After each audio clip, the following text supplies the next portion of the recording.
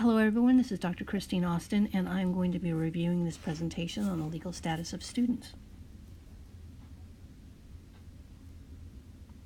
You will be very happy to know that students have or are recognized by the Constitution as persons. This means that they have all the constitutional rights as any other citizen of the United States, and several states have rights and responsibilities that they accord to students as well.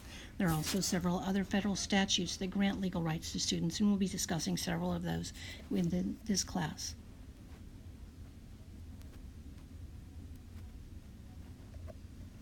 The key case that guides students' status as an adult is Dixon versus Alabama State Board of Education from 1961, and it really looks at how state schools cannot view education as a privilege that they can give or retain regardless of how they desire. Students are adults, and in that case are entitled to certain rights. One of those is due process. In Dixon versus Alabama State Board, the case is around 6 students from an HBCU in Alabama who during the civil rights era did a sit-in at a local lunch counter, and the institution that they belonged to, being a public institution, decided that they would expel those 6 students for that behavior.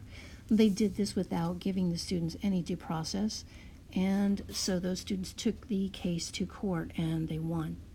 What the court determined in this instance is that the institution had acted in loco parentis, which means in the place of parents, and made a decision without giving the students any fair hearing or any due process. And this was rejected by the courts and has impacted both private schools as well as public schools, because there is really a contractual relationship between a university and its students. It's not a parent, and it doesn't get to decide things for the students. The students have rights in the relationship.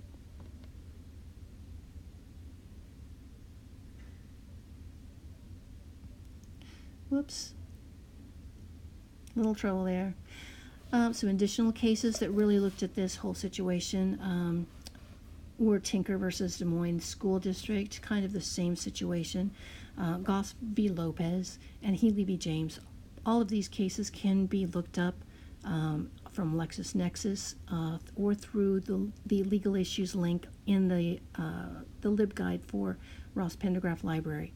And I really hope that some of these are cases you use in your key concept journals. One of the guiding statutes for students and their rights in regards to higher education as well as secondary education is known as FERPA, the Family Rights and Privacy Act.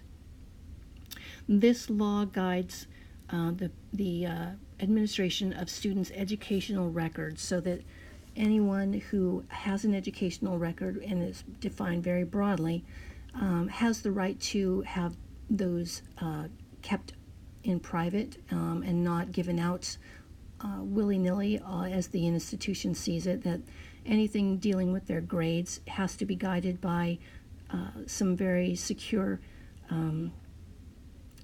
rules about who may or may not see that information. When a student is in college and universities, they have the rights, and they are the ones who get to say how that information is given out. If a student is under the age of 18, those rights belong to their parents or guardians.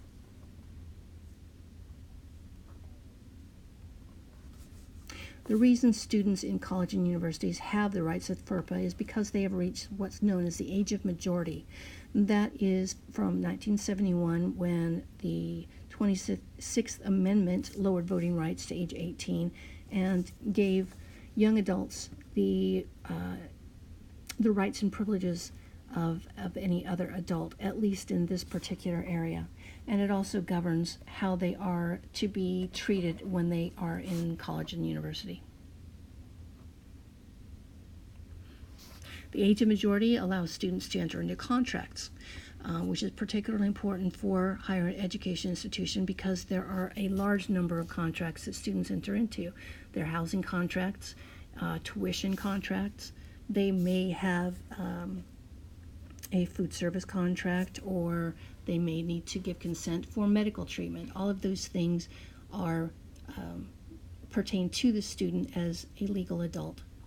Institutions do have some ability to decide when they will allow them to do that, and in particular things such as financial aid and tuition sometimes are requiring co-signers, and this is another area that we will get into at a later date.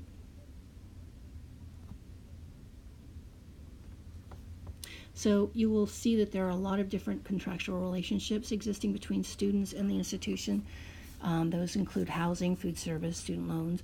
But you might not have known that college catalogs and student handbooks are also known as contracts in the area of higher education. These things contain the rules and the terms by which a student becomes a student at an institution of higher education. So anytime that there might be a dispute, these written items are where a court would go to get any kind of guidance on how to resolve the dispute.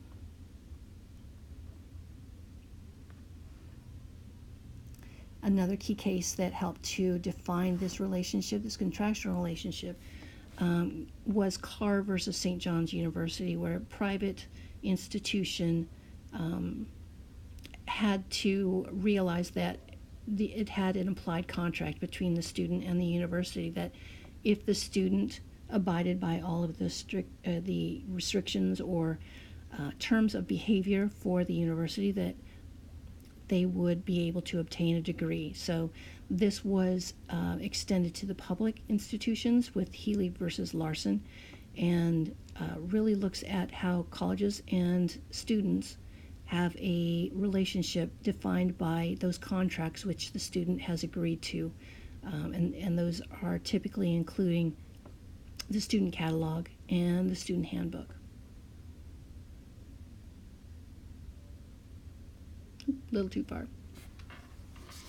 So generally, courts allow post-secondary institutions or colleges and universities to define the terms that they wish to have as for their interactions between the institution and their students.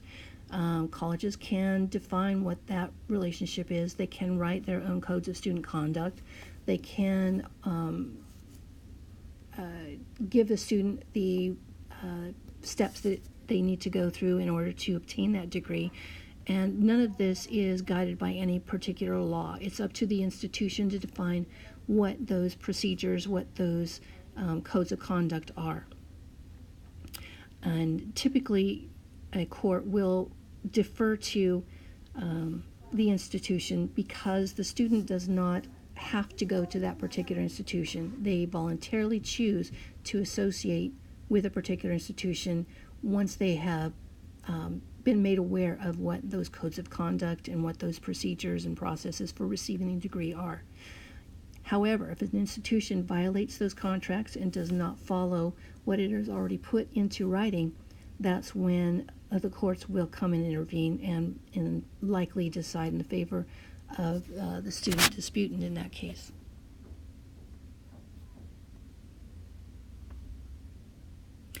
Contract law and contract theory is typically deferred to the student for areas where the institution has not followed its written procedure, and so that you really need to make sure that you understand what those areas are. Also, courts are going to be less deferential to an institution when a student is dismissed for discipline or student conduct reasons, and that is because the student at that point is losing their right or possible right for that education, and they have a property interest in that right. So there are a lot more restrictions and guidelines that a court will put in place on discipline or student conduct, and we'll examine that more depth when we look at student discipline or student conduct later in the semester. Courts also do not like to extend contract protections to oral promises, so be very careful if you make an oral promise to a student and know that it probably will not be upheld within the court, and you will probably be getting your institution into a bit of hot water by making those kinds of oral promises that are not contained within the documents for your university. All of this is meant to be a protection for both you and for the students, and contract theory really acts as a protection. So the only time you're going to get in trouble is when you fail to follow the policies that are written down in your various handbooks and catalogs, or when you apply those policies in an arbitrary way, different for one student as opposed to another. So be very, very cautious and be very, very aware of what's contained within your student handbooks, your residence hall contracts, catalogs, because those are contracts.